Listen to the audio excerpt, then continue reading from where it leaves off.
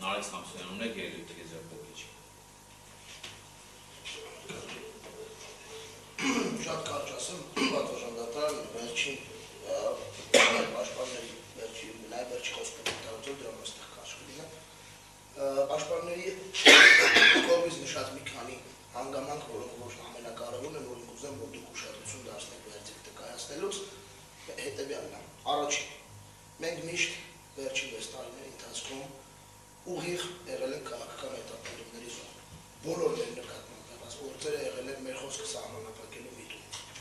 Բոլորը, որևէ քրեական գործ չկա,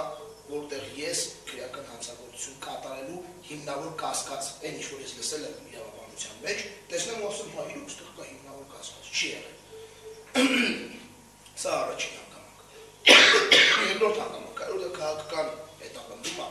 ինքը նաև խտրական բնույթ ունի։ Որևէ մեկը, մինչև այսօր հայոյաններ կան համացանցում, մեր հասցեին, մեզնից բացի այլ մարդկանց հասցեին, ովքեր չեն հանդուրժում մեզ իշխանությունների վրաց աղետաբեր քաղաքականությունը, որևէ մեկը քրեական մեղադրանքի կամ քրեական հետապնդման չի ենթարկվել։ Որևէ մեկը։ Այդ նորմալությունը հայոյելու մնացել է ինտերնետում եւ դա վերաբերում է բացառապես ինձ եւ Վազգեն Սաղաթելյանին։ Այսօր չկա մի մարդ հրապարակային գործունեություն իրականացնող, որին հայոյանքը համարել են խուլիգանություն ու տարել են դատարան դատում են կամ նստեցրել են կամ կա որևէ կայացած վճիռ։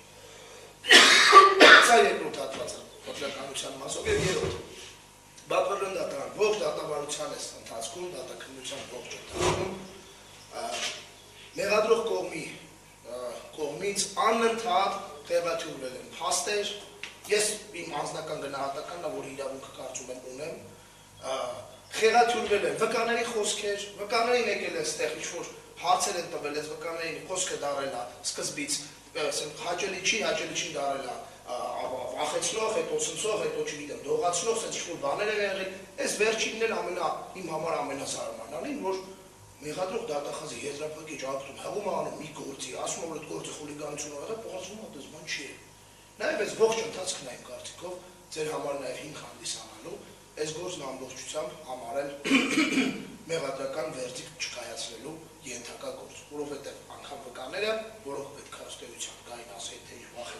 վախեցե, ինչ ահագին, ինչ sense տագնապներ է իրաց մոտ եղել մեր խոսքից, դա չասեցի։ Իդեպ մեղադրող կողմի վկաները։ Հույս ունեմ, որ դատարանը կկայացնի արդար դատավճիռ հանուն,